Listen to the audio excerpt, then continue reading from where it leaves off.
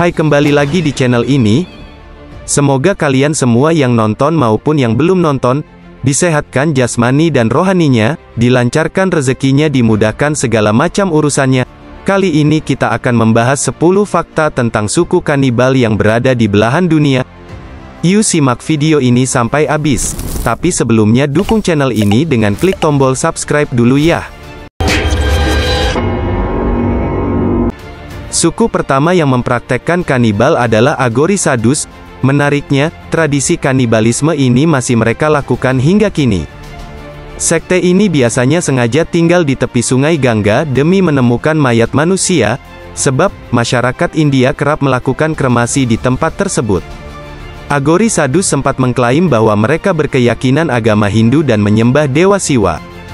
Namun, mayoritas Agorisadus percaya bahwa mengkonsumsi daging tubuh manusia merupakan puncak dari persatuan antara jiwa dan alam. Tak cukup sampai di situ, abu dari kremasi mayat manusia juga seringkali digunakan suku ini sebagai aksesoris. Suku kanibal di dunia berikutnya ada suku Amahuaca yang bermukim di wilayah perbatasan Peru.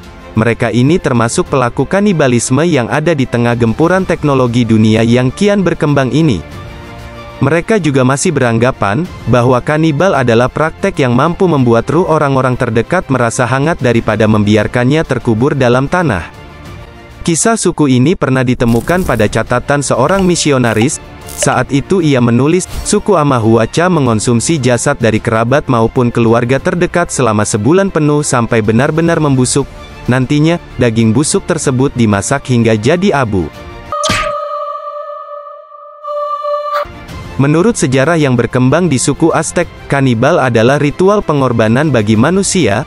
Sejak saat itu pula mereka mempraktekkan ritual tersebut. Bahkan, suku Aztec tak segan mempersembahkan daging mayat yang telah dikorbankan kepada para bangsawan maupun anggota masyarakat. Berdasarkan informasi yang tersebar, praktik ini terjadi akibat kelaparan.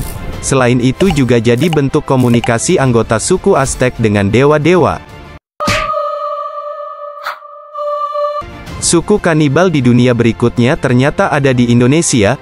Suku ini disebut Korowai yang diketahui bermukim di sepanjang Deiram Kabur kawasan Papua Barat.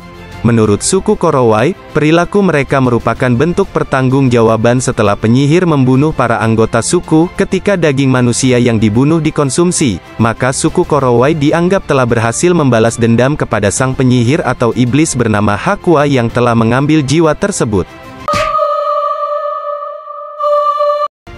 Selanjutnya, ada suku Indiana yang bermukim di Karibia yang dijuluki sebagai suku kanibal di dunia paling berbahaya.